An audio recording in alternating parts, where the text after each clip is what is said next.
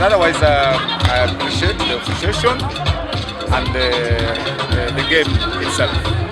Yeah, it has been a very fair. Though we have conceded 3 goals, but you have seen how many chances we won so far. The players were tired. We left yesterday at 10. We arrived here at 2. So you can imagine that. Non-stop. Twatandika campaign as early as possible. Preparation is zali early mu August 1st. Batandise pre-season. Then mu October netandika league. Netwalina objective mu okubanga team ekomawo mu league. Whereby tubadde ne successful season.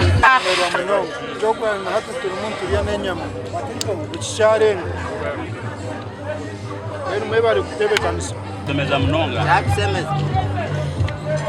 Uzaji kula tayo mpaka.